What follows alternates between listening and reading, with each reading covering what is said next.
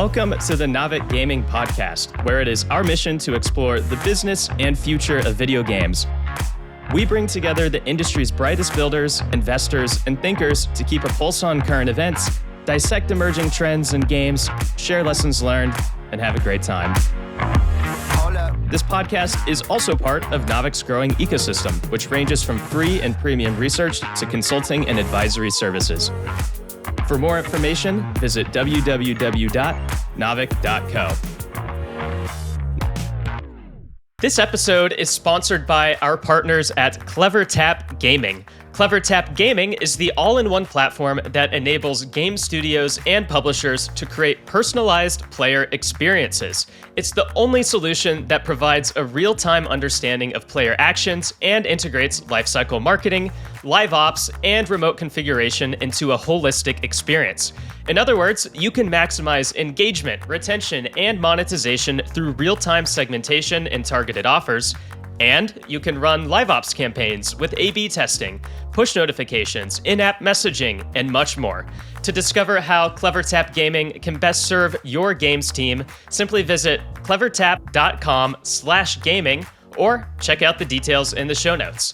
And with that, let's jump into the episode. Hello, everyone. I'm your host, Devin Becker, and today I'm delighted to be joined by Stewart Chisam, the CEO of RallyHere, a platform for supporting live service games. Stu is also the CEO of Hi-Rez Studios, with over a decade of live services game experience. So today we're going to go explore all of the areas of what live service really means and get into the nitty gritty there.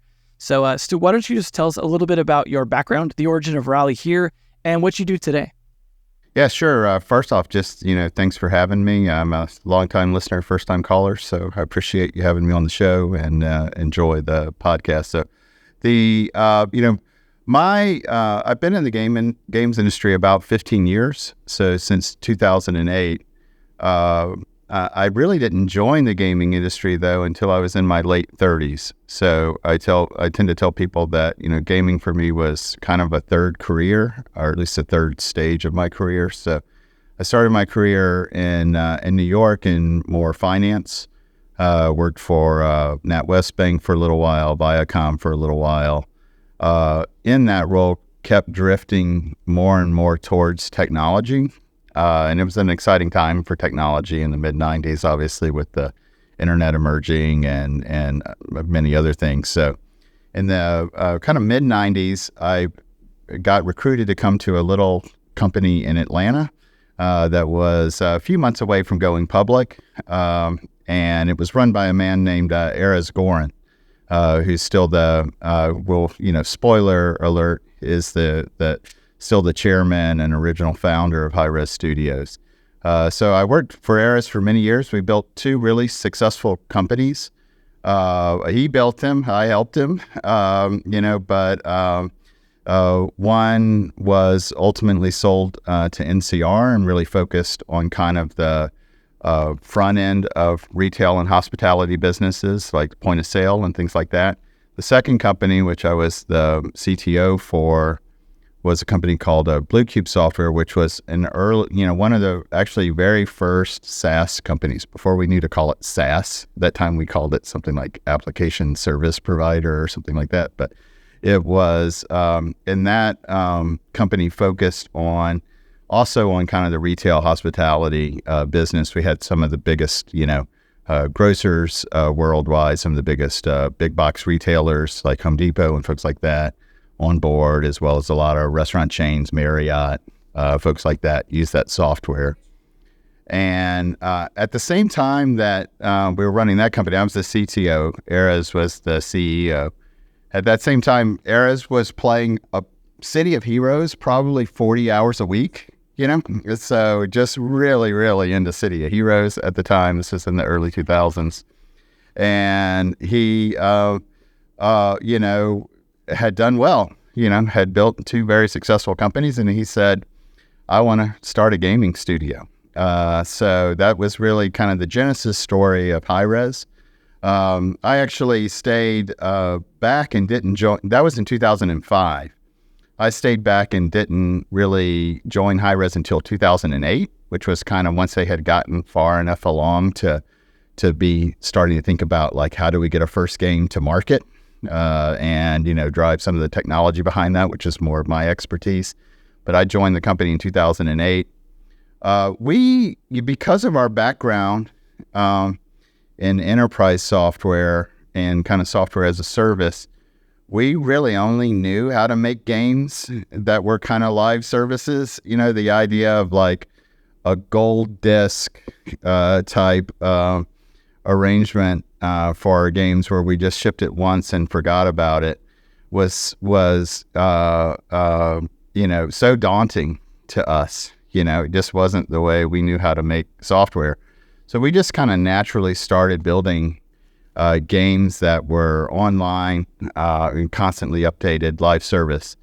And it was good timing for that, So, I think what that allowed us to do at Hi-Rez was get fairly early into the wave of free-to-play, especially for the Western market on PC and console.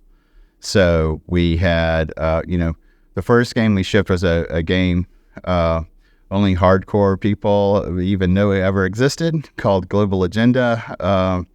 That was a shooter MMO. I say it was like Destiny if Destiny was built by a 35-person team building its first game. But that set us up. We were actually started as more of a classic MMO, but we with a classic MMO business model, but we converted it to free-to-play. It became one of the first free-to-play games on Steam. That led us into, we bought the Tribes franchise and from Instant Action, who had it at that time, and we made a game called Tribes Ascend, which I think is really the game that probably put the studio on the map. And then released a game called Smite, which was really perfectly timed for the market to establish itself as the third-person MOBA right at the time that the MOBA genre was really exploding. A great game for consoles because of the third-person perspective. So we kind of established that game as a, probably number 3 on the PC platform in the West for the MOBA genre behind League of Legends and Dota, but number 1 on the console platforms as a MOBA. And that game's had a long life. It's still just finished its World Championship a few months ago. We just announced that we're releasing a Smite 2 soon. So that game's had a long life and had tens of millions of people play it. Then we made a few other games. We made a game called Paladins, which has had 60 plus million people play it and is still kicking. We made a game called Royale, which was kind of our battle royale spinoff of Paladins that had a moment in the sun, where it did well, and then a Rogue Company, which also had at this point has had close to 30 million people play it. So made a bunch of games. It really built up the point where we were running multiple live services games. And the way we had done that, just from our enterprise software background, is we created a common technical platform that at this point now we had multiple games, multiple studios internally connecting to that technical platform. And at some point, we actually between kind of 2018 and 2021, early 2022, we did a big project to massively invest in modernizing that platform, really bringing it fully up to date. And we realized we had something that no one else had in the market in terms of the completeness of what it did, exactly where it focused on the market. And we realized that software could support a lot more studios than Hi-Rez could ever build, right? So we wanted to, we thought it made sense to offer those same capabilities we've used for many years for Hi-Rez to other studios. We announced that publicly in February of 2023, so at kind of the DICE conference a little over a year ago. So we spent a year on that. We've been fortunate and have landed several really good customers for that. We tend to, at least the initial niche we've kind of tended to focus on is kind of AA to AAA publishers that are making, live service, cross-platform live service games. and we've got a good collection of early customers that have really helped us further the product, and we're continue to grow that, and it's a very good relationship, because the Hi-Rez games are also using it. These customers are making the platform better.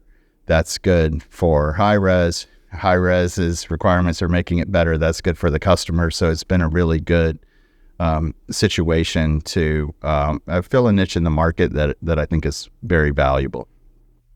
Awesome. I mean, definitely you guys have been around, like you said, doing live service for a long time. And it sounds like as long as the game is managing to find players, it's still continuing to be live service, which I think is obviously validating for both level of experience, but also growing experience that you're still doing it with those games. I imagine evolves over time.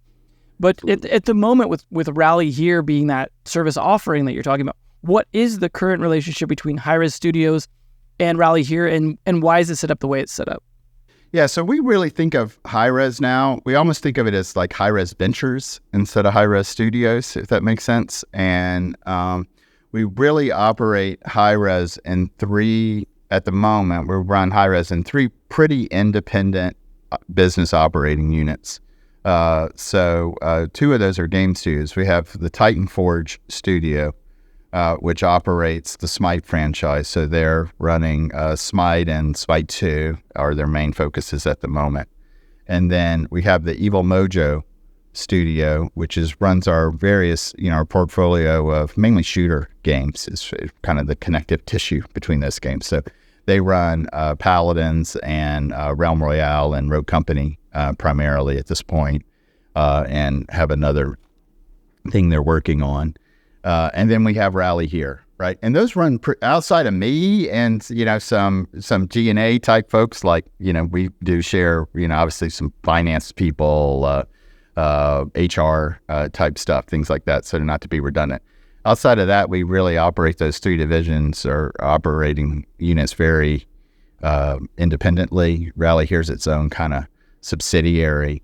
And we have contracts between, Titan Forge and RallyHere that look exactly like the same sort of contracts we're drawing up with the other customers of RallyHere that kind of govern how that works and keep, try to keep that in a arm's length relationship from that standpoint, although it's very, just the nature with all of our customers with RallyHere, just the nature of the work is you're almost like extended team members for them because it's such a critical portion of, any game that uses our platform. Our platform is a very critical portion of that game. Awesome. Yeah, I mean, it sounds like it's working. Obviously, you guys are, testing it out with your own games. Like it's not built from the ground up for those. So, proof in the pudding, hopefully, as you continue to be. And from what it sounds like, you dogfooding it is probably making sure that you guys are hopefully making it relevant for other people rather than just kind of building something and then trying to find product market fit, as I say. But I think it's important we kind of dig into what live service means because it's a term that gets thrown around a lot. And as you said earlier, like it's kind of SaaS in a way. Like RallyHere is a SaaS tool, but then live services just means the games version of SaaS, right? It's still software as a service. Yeah. Right. Yeah. So with live service being able to potentially mean a lot of different features or strategies, and especially across different platforms, things like that, how do you define and specifically approach live service as both a game studio and a service provider, and what kind of expertise or skill set does that require? Yeah, it has become a really big umbrella, especially recently. I think we're apt to latch on to buzzwords in this industry, and then it becomes kind of a really big umbrella that sometimes loses some of its meaning.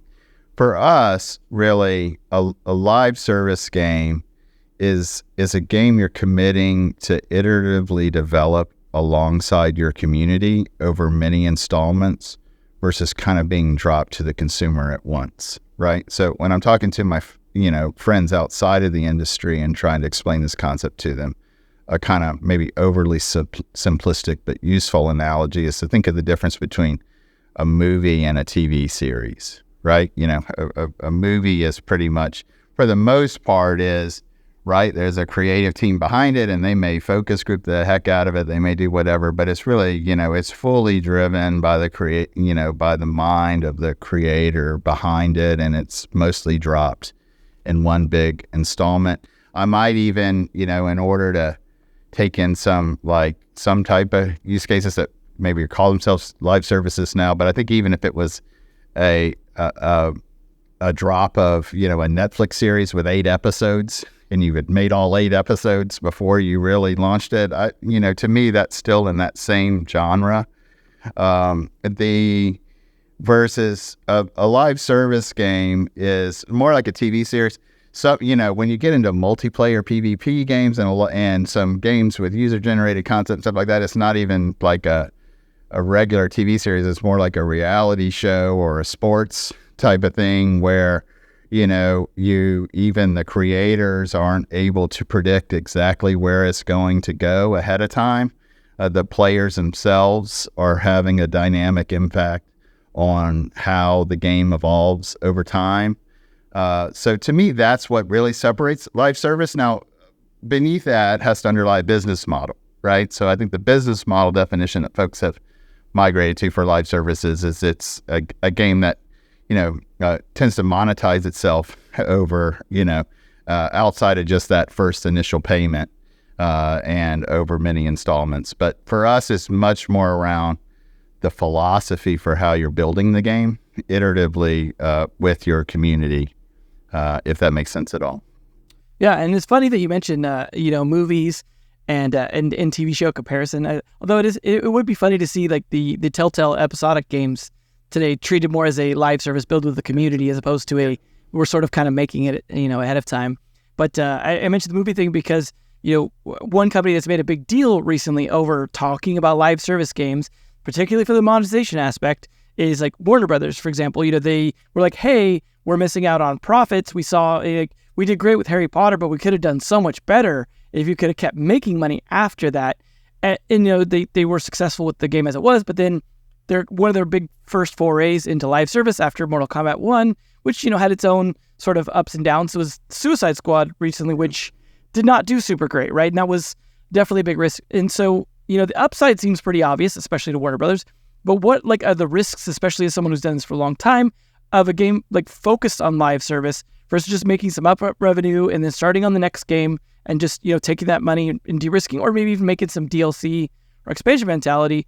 And is there any particular stories that you could share around sort of what? Yeah, I could probably bore you to death on the stories. At this point, we've been around long enough to make, a lot of mistakes as well as have a few successes. But I think there's a lot of survivorship bias in live service, if that makes sense. Because, if you look at the top 20 games on Steam, it's most of them are games we would consider live service games, right? And most of them print money to some degree, right? And investors love recurring revenue streams, right? For lots of really good reasons. If you can get a great recurring revenue business, that is a really strong business to have versus kind of relying on having to put out new product with unpredictable demand and just getting one-time hits from that. But it's hard as hell. I mean, it's, what belies that top 20 list is, one, go look at the release dates of a lot of the, right? There's, a lot of those games, that's 20 games that have, is taken, 15 years for, to build that list of 20 games. Once a game really gets into a category and dominates it as a live service game, it's very hard to dethrone that game. So there's a lot of stickiness there. And now you have, what you don't see, you see the top 20, you're like, wow, they're all live services games and they're all printing money. What you don't see is the thousands and thousands of other games that tried and didn't make it. So I think it's, the main thing with a live service game is it's all about engagement, right? And you really, if you build a game, even a great game, right? There's a lot of great games, exceptionally crafted, built by great teams, great ideas that have a really strong moment in the sun, but can't keep players for hundreds of hours or thousands of hours, at least at the rate that you need to keep a live services game done. So I think that's what really differentiates a live service game, is that it has to be something that has the capability of holding people for a very long time.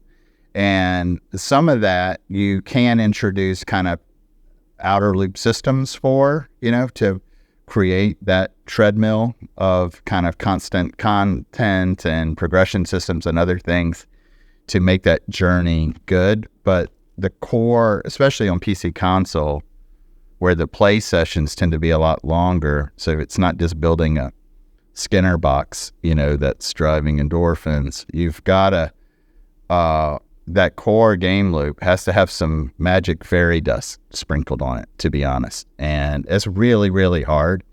I think if you look at I recently looked, Steam publishes every year their top 100 games, I think out of the top 100 games, as you said, the top 20 was really skewed towards live services. I think only one game was a new free-to-play game that was launched in 2023, and which I think I'm going off of memory. I think that was the finals, which came in pretty late and did well. But even that, I think if you look at how well it's holding players over a long period of time, it's not easy. So it's tough. People, and I think people need to realize that. And it means, as a developer, what I tell people is it creates a two-pronged problem.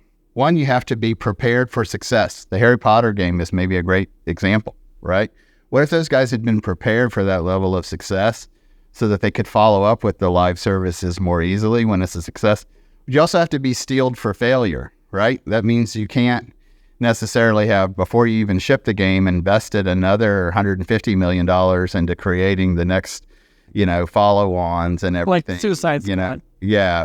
Anticipating that it's going to be a success and that's going to be worth it. So you have to be prepared for success, steeled for failure, and that kind of infuses into how you need to develop the games. Think about the tech stack, where things like RallyHere come into, but also think about how you do production on the game, how you build it out, where you make your investments, when you bring the community into the game early to find out whether it has the magic fairy dust sprinkled on it or not.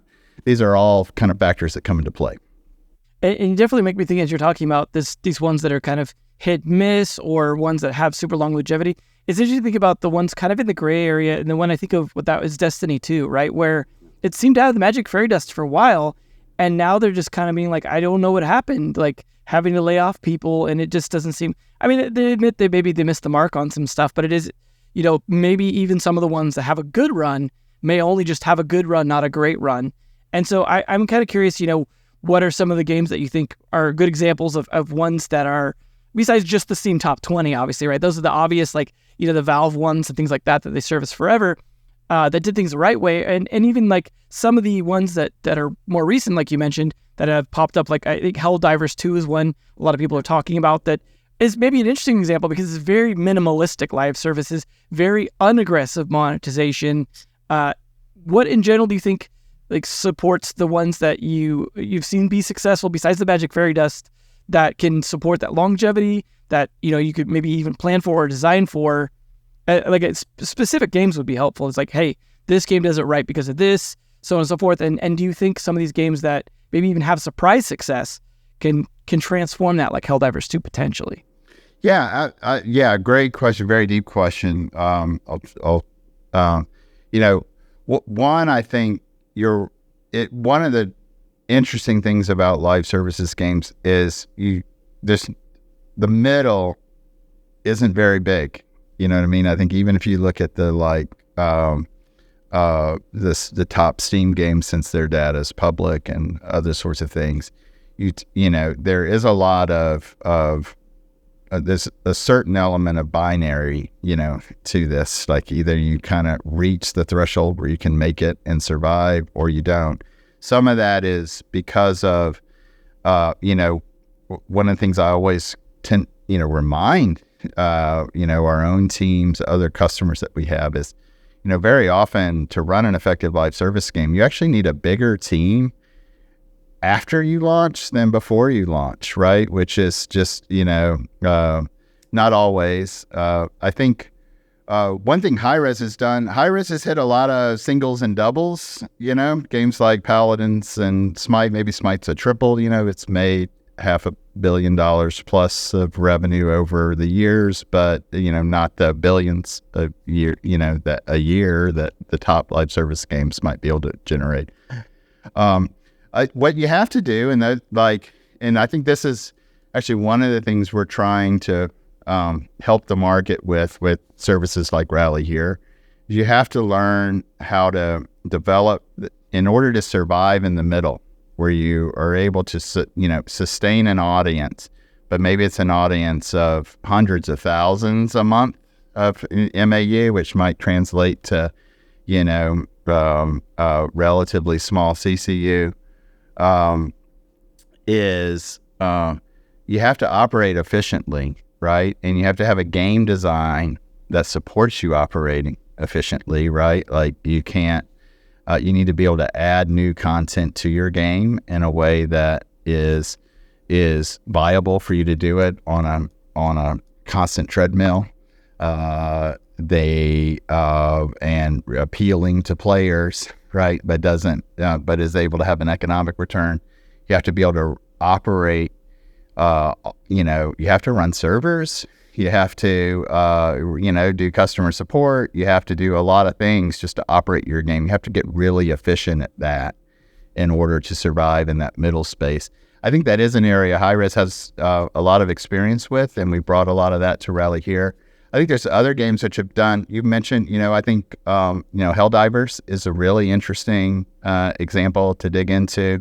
I think, you also seem to get games like, Hunt Showdown's an interesting game, right? Where like, if you look at its Steam chart as an example, right? Okay, they started in 2018, pretty modest.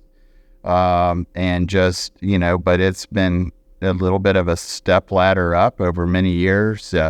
Games like Path of Exile did very similar. Warframe is an older example now, but also kind of started that where it started very modest, but just ramped up kind of relentlessly over many years. So it's there's a lot there, right? In terms of how you get to that level of success.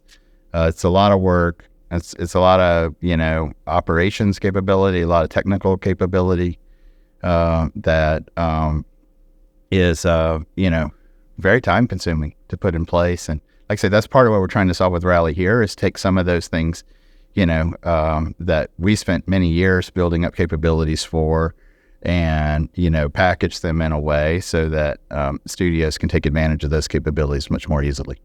Right. Save all those years of learning.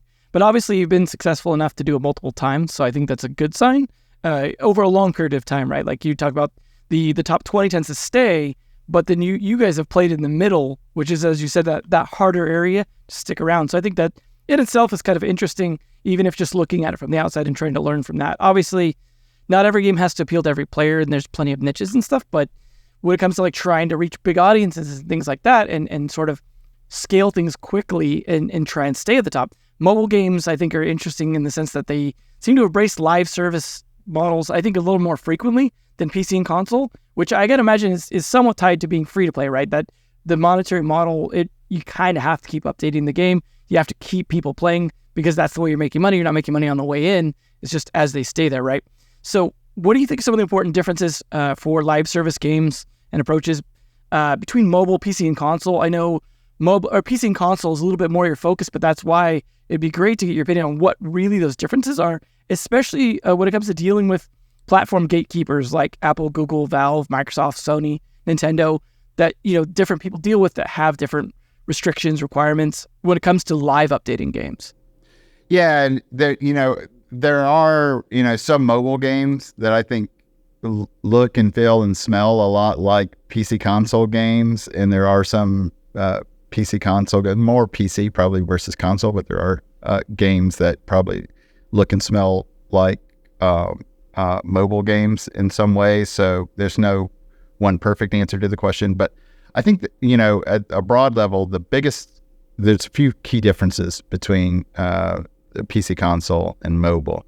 One, as you mentioned, is just player expectation, right? For whatever reason, ecosystems evolved in the way that they did, and there's different expectations around what's acceptable from a business model perspective. Like, it's really hard to get people to pay for a game. On mobile, everyone pretty much expects the game to be free to play, or maybe through one of the emerging subscription services.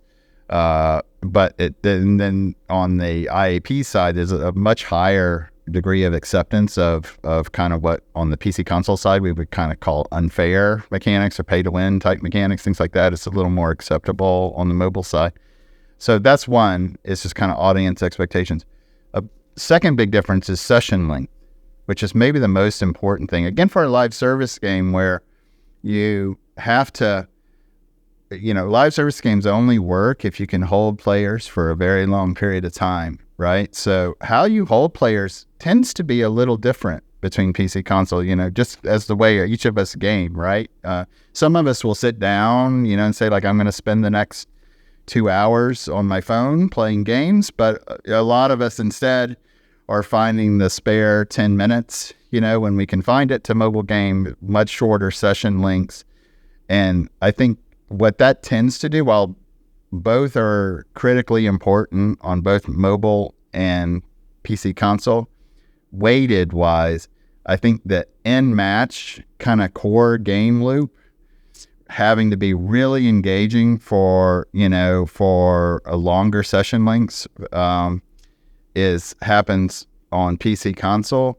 And then the outer loops, all the systems you put around for just kind of the what keeps you on the treadmill, trying to get the next reward, weight's a little more important on mobile than it does for PC console. Again, not saying that it's, they're critically important for both, and you have to have a successful live services game. You have to get both right on both platforms, but the weighting's a little different. And on PC console, you have to, if you can find a core game loop experience that's really engaging, you can have a lot of success even without all of the heft of some of the outer loop things, or the outer loop things are what gets you very long-term success, right? Keeps the game relevant over many months and years versus what gets you that initial core audience. Helldivers is a great example of that, right? So where, I think there's a very brilliant game design. Took them a long time, by the way. I mean, I think they were, there was a Helldivers 1. I know This one's innovated in a lot of ways, but they used the same engine, had the benefits of that. Built a very different game over 8 years with, 50 to 100 person team, and they built a beautifully crafted inner game core loop, right? Where these big worlds, you run many missions inside of one world. They all feel different. The interactions you're having with as players and the things you're doing as players are infecting the world, and all of that creates a situation where you can play this thing for a long time without having to get, brought into a lot of outer loop systems beyond that. And I think that's, so those game design, I guess, fundamentally, right, is different, I think, in terms of exactly where you have to focus on the game in order to enjoy long-term success. At the same time, there's, it's still games. There's a lot of, there's as many similarities as there are differences. And then the last bit is user acquisition works different, so I think that's, I think mobile user acquisition has become a little more, right, as barriers have come up that have made mobile user acquisition more and more kind of difficult. That's actually probably gotten closer to PC console in terms of what it takes for user acquisition. But Obviously, if I'm trying to bring someone to an Xbox or a PlayStation, I can't just push a button on my phone and have that happen super easily. So user acquisition is different. And then in terms, you did mention just kind of the differences between iOS, Android, Xbox, PlayStations, Nintendo.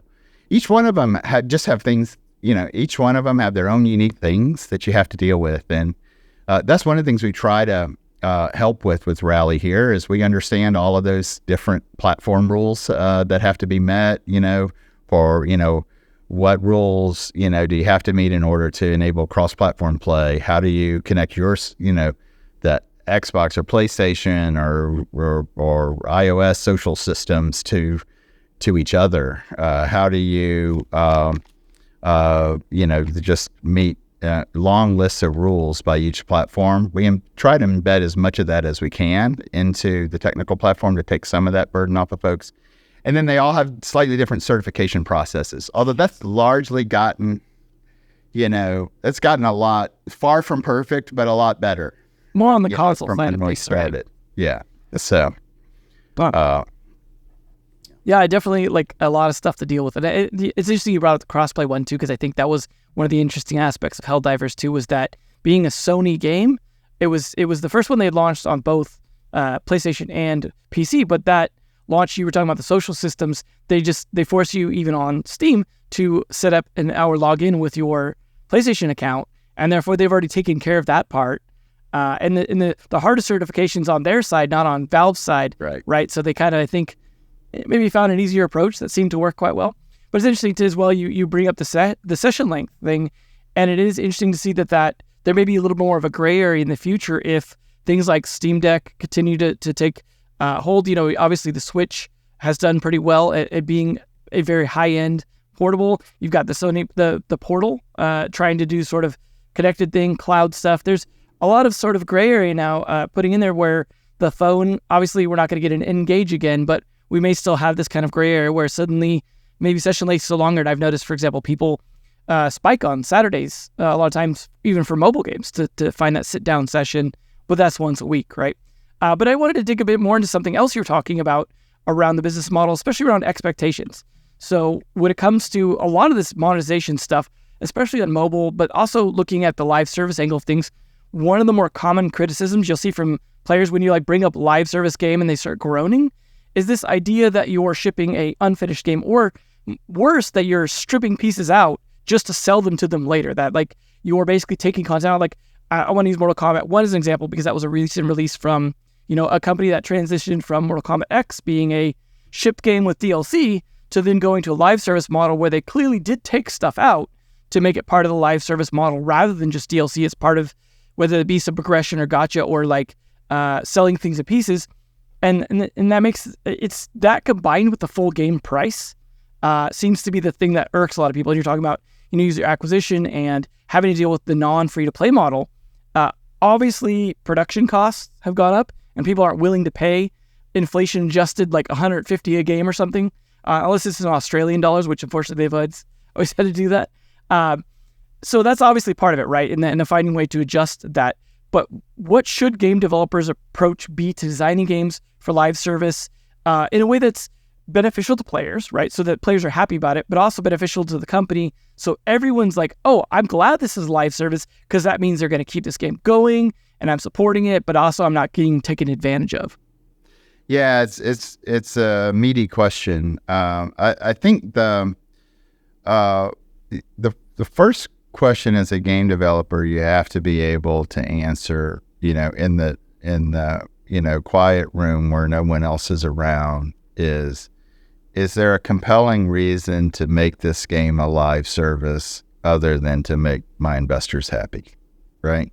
And sometimes, by the way, you have to make investors happy, right? And that's what you need to do to get a game made, and that happens, and you can't always fault it because people want to make their games, but I think you really do need to look deep in your soul and say why is this beneficial to the player to be a live service game? And then you do have to and then I think And there's lots of compelling reasons, by the way. There's lots of answers to that. It tends to be more genre and game specific, right? I mean, I think if, first of all, multiplayer social games, right, are great for live services. They're really great for free to play, right? One of the reasons why I think free to play is so popular is it reduces the barrier for you to play with your friends, right? You don't have to convince your friend to spend $40 to play with you. And if it's a cross-platform free-to-play game, you don't have to convince your friend to, buy an Xbox to play with you. They can play on their PC or they can play on their PlayStation or whatever. So, I think, and those players are beneficial to the paying players, right? Because in order for, especially like a PvP game to be successful, you need to have players to play against, right? And you want to play with your friends. So that's content that's there for the people who are paying. And then those type of games tend to, and if you're going to play them for a very long time, you need constant content updates, right? And someone's got to pay for them, right? That's got to, that costs money to deliver constant content updates. Somehow there's got to be an economic model that supports that. And I think, we've been iterating now for over a decade on this live services on how to do that. So, but you have to say, is there a compelling reason to do this, or am I just kind of breaking it up artificially? And then I think you have to get, I think everyone's trying to figure out the costs in the industry have gone up a ton, and that is, like you say, not reflected in the $60 or $70 price. I mean, I remember in the 80s paying, you could pay $50, $60 for a game on the television. You know what I mean? Super Nintendo as well. That'd be like paying $200 for a game today. And those games were made by, small teams in their mom's basement, and these are, games made by giant teams. And so I think this is, it's a problem in the industry. But you have to, ultimately, if it's not good for the player, it's gonna, right? If you have to, for anything to survive over a long time, it has to be a good, economic trade-off for the player, right? And a lot of that is also just when you commit to live services, you're kind of committing, you more or less are committing to tie your revenue to the number of hours that people are playing. And you have to make sure that that the content you're delivering are going to get them to play more hours. And that tends to be everything we've seen that's a very linear relationship in live service games, and what really matters is, can you create compelling experiences that people are willing to play? You probably get somewhere between, most games you're going to get, if you're lucky, 30 to 50 cents an hour from that gross, and of course, the platforms are going to take a hefty bit of that. And you're going to have, you're going to have costs of sales, and you're going to have all, advertising costs to get that. So what's left out of that 30 to 50 cents an hour gets whittled down pretty quickly. If you're trying to do a lot more than that, you're probably, you need the right game and the right audience. There are some games that do that. It's harder on PC console than I think it is in mobile. But yeah, anyways, I don't know, I rambled a little, but I think it's it's a good question, but you have to go back to, is this fundamentally good does this make sense? Right. Is this good for the player? And are you delivering the value that justifies it? Well, I mean, on that topic, you guys have seen kind of the evolution, right? Where you started back when their live service certainly wasn't a term, and it was just multiplayer games that you patch, which, went from being kind of like, hey, that's nice they do it, to a, it's kind of important to do that, especially if you release your game like, the old day one patch or day zero patch, right? Where it's just, everything's not really, like, a gold is not the master anymore. The gold is that's what we shipped. And so having seen the evolution, both into free-to-play as well as different live service models, digital sales, interconnected stuff, the ability to kind of have platforms that can handle the updating, stuff like that, but also into monetization models that it's gone into. You're talking about the iterative design you've seen over the years. Obviously, the monetization aspect has iterated towards, how do we monetize these updates in a way that's maybe a little more financially viable, like going forward, to where we could scale this and things like that with loot boxes, grinding in free-to-play games, things like that. So I'm curious, have you witnessed a lot of that, and being maybe on the more generous side of things and less on the over-aggressively monetizing side of things? What do you see as kind of the future, or where it might be going, at least in some of the evolutions, especially now that we're in this kind of tougher landscape where we're doing these layoffs? People still aren't willing to pay more for the boxed side of things. And when they do, they're certainly expecting not to be monetized after that. This is kind of a somewhat untenable situation we're in right now, combined with mobile also being in a tough situation. Where do you see us going from here? It's tough. You know what I mean? Which is, we're all struggling with it. I think I think there's other dynamics at play as well, which you mentioned earlier, which I tell people, the great land grab is over. Like, we benefited as an industry for a long period of time. One, just in terms of the number of gamers coming on board in the world, was every year was a hugely growing number for a long time. It started as mostly in the late 90s, early 2000s, it was mostly kind of, for nerds in North America and Western Europe, rich nerds in North America and Western Europe. And then, of course, there was console, I include Japan kind of in the West. And I think that's, but, through the 2000s, you had, all of the developing world came online. China came online, which, is now practically half the industry. You have mobile phones were released, which, put, a gaming console in everyone's pocket. So added literally billions of gamers to the world. Had all these factors that were growing this pie constantly. And then, especially as live services developed as a model, there was this great land grab for a while around the top genres, right? And there's a challenge that once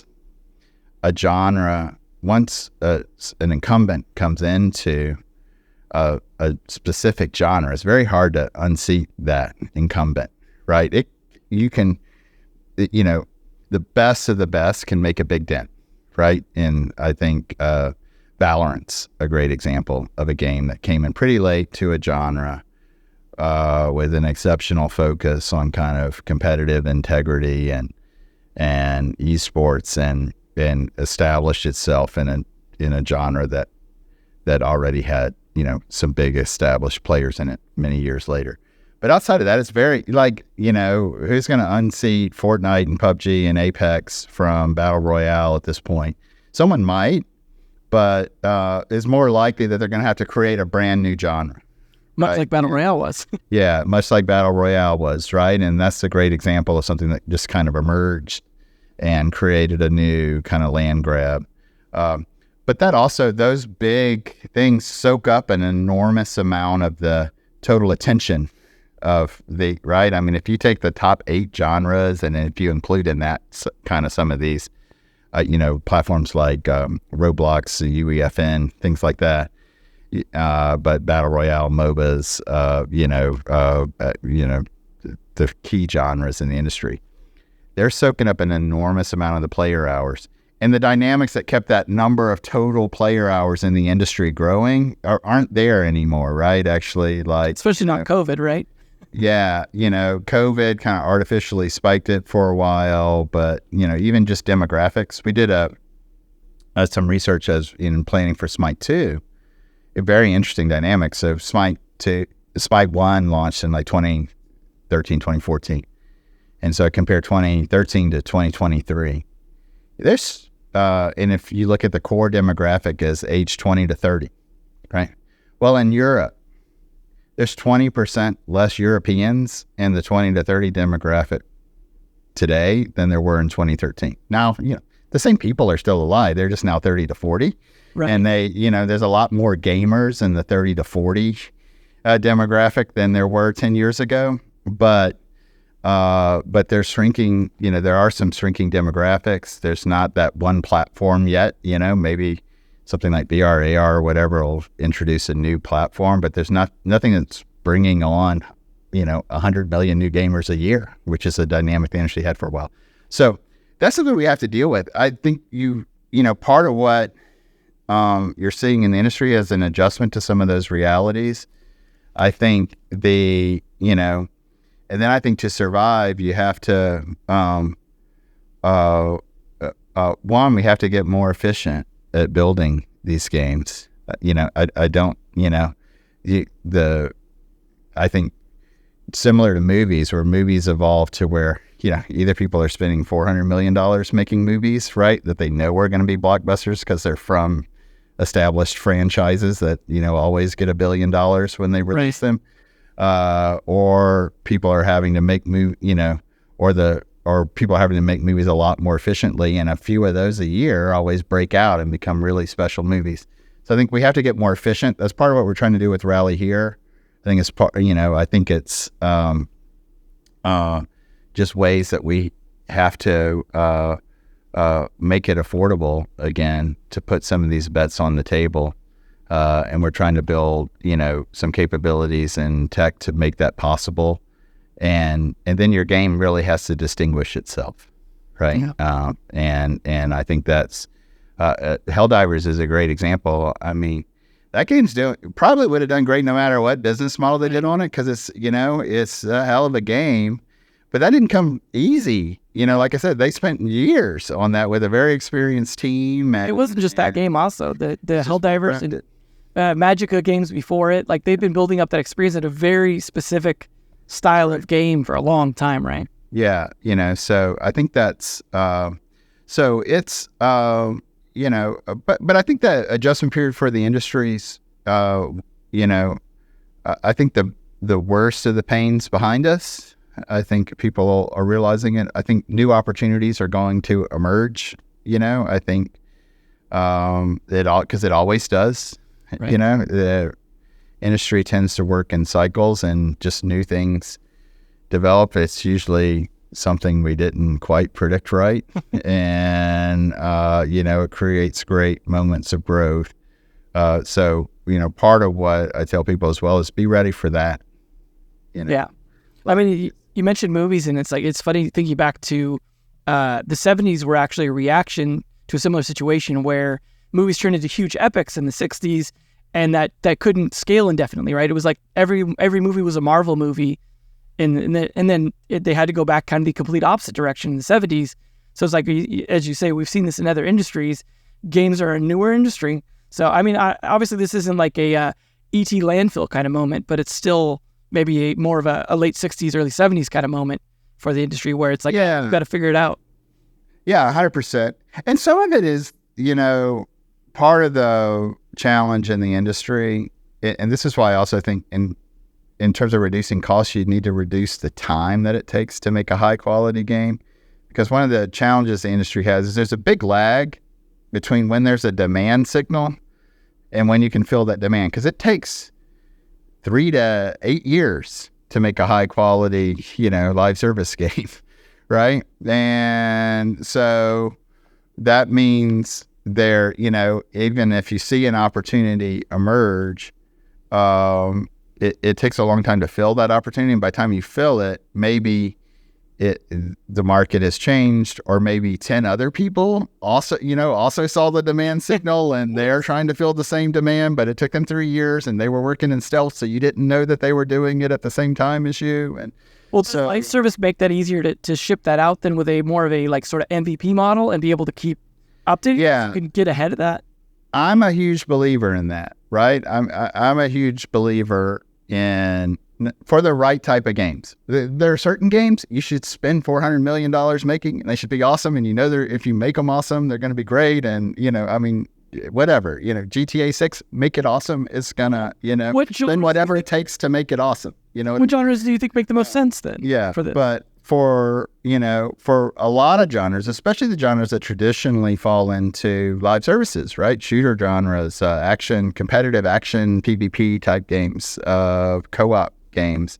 I believe in getting something out fairly early, iterating with your community, right? And being,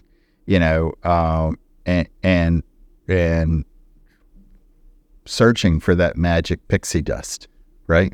And it also means sometimes, not every idea that looks great on paper is gonna make it, right? And you have to be, efficient at understanding you've gone down a cul-de-sac and you need to pull out and try something new, go somewhere else. But I do think that MVP model that works in like other industries that's how we tend to think about games, and it's much more of a community-centric model for how you're making games, and trying to be deliver very high quality, but as efficiently as possible. Makes sense. That requires a lot of technical and operational capabilities. Yeah. Well, I mean, speaking of technologies and things like that, what role, especially if we're kind of stuck right now, do you see emerging, or I would call iterative because most of these have come around before multiple times? Do you see like cloud gaming, blockchain, VR, AR, AI? How do these maybe play into not just the future of games, maybe, but the future of live service games, or the broad strokes of games, especially in terms of maybe getting us unstuck or new opportunities, or maybe even involved in production capabilities, like you were talking about the trying to stay leaner, for example.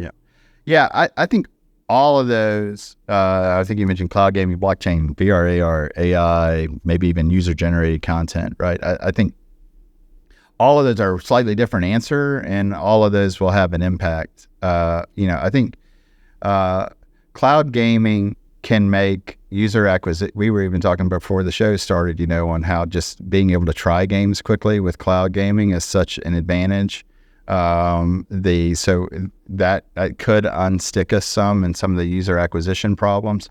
The challenge you have with cloud gaming is every marginal, minute that a player plays that game has a marginal cost, right? Which isn't necessarily true with like, hey, I own my PC or I own my console, and I'm not really driving the same marginal cost when I'm playing on that.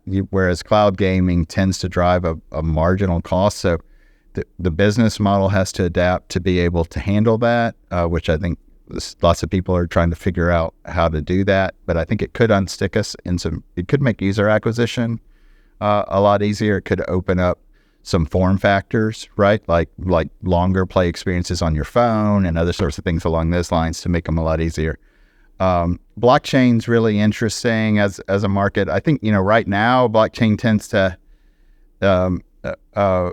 most blockchain games are for a certain audience, right? That is kind of already embedded into the kind of crypto universe, understands it, and is kind of the Venn diagram intersection of those people that are really enjoy the crypto and really enjoy the kind of economy and trading aspects of games, right? It's kind of the, that Venn diagram intersection is kind of the super core for that type of game today. And I think there's an audience there, and it's been growing. The question is, can someone make a breakout beyond that? Right? That really reaches the masses. If they do, it opens up some interesting use cases. VR, AR, I think it has been, 2 years away for 20 years. But this time may actually be different. I think if you equate it to like mobile, type experiences, I think, we went through the Apple Newton and the BlackBerry and the flip phones, and you eventually, found the iPhone that kind of took off. I do think, we're getting closer and closer to where that especially augmented reality is becoming, those technologies are getting to a place that is much closer to having some breakout experiences. That's a totally different thing, though, for gaming. Probably whatever breaks out there will surprise us in terms of what breakout, versus just translating our current gaming experiences to the medium. And then AI, I think it will, AI in some ways, like cynically, like just imagine if something drives the cost of content creation towards zero, right? And I'm not saying that's exactly what this technology is doing or when that would happen, but it's definitely changing the dynamics of how content creation is done. As that, as you're driving that down, it's going to mean other things become a lot more important, right? The killer game design, the killer loops that, what's going to differentiate your game other than the fact that it's got a lot of content or it's got really beautiful content, stuff like that becomes even more important. And then I think the user-generated content platforms are really, really interesting. I think what Epic's doing, with UEFN, and I think probably the Ready Player One vision that Tim likely has in his head, and is kind of building towards, is really interesting. Obviously, Roblox is in that category. There's a lot of attention capture right now. A lot of the gaming hours in the industry on PC console and even mobile with Roblox are soaked up by those today, and that's probably going to continue to grow. So really interesting time. This definitely the most interesting time in gaming, since I, came into the industry 15 years ago. And that means it's very challenging, but that's also usually when the new opportunity, right? That's right. It's, it's usually at this point that the next great companies get founded, because you're at a transition stage where a lot's up for grabs and there's opportunity to disrupt. And I think that will happen here. Yeah, I may not hear about it till next year because they're working on it. It takes a while, but I think you're right. And that's why I feel bad for these sorts of situations for everyone who's in not the greatest position, but it is also exciting because the pressure's all, the necessity's the mother of invention sort of kind of thing, right? Like, we got to solve it somehow, and it's not going to be, burying games in a landfill and then hoping to pivot them as a toy later kind of thing. We're not in that situation again. So, but lastly, I just want to kind of ask how people can sort of find out a bit more about what you can do outside of just, the website, and go ahead and let everyone know as well, for those who aren't sharing the show notes, where that website is. But what can people do to kind of get a better idea of what RallyHere is able to do, what maybe any games you've worked with, success stories, so they can get a better example of your outside of high-res games, obviously. Yeah, so I think if you our website is rallyhere.gg. I think kind of like the bullseye customer for us is someone trying to make a cross-platform multiplayer game as a service. I think if that's you, we offer a lot of interesting technology and capability that's been built up over many years. So go there, hit that contact us button. We'd love to chat with you, give you a demo, help you get a proof of concept going, and see whether or not, what you're trying to achieve is a fit for what we have. I think in terms of, obviously in terms of getting a view into the broader high-res universe, we have, there's a lot online now around Smite 2, which is coming up, and you'll be able to play that on some limited basis soon, I'll say. So stay on track for that, and you can really get a flavor, I think, of what's capable now. And we're really trying to take this old franchise and really modernize it, and in Unreal Engine 5, and do some exciting things with it. So stay on touch with that. And then I'm not really part of the development, but they are a customer of RallyHere.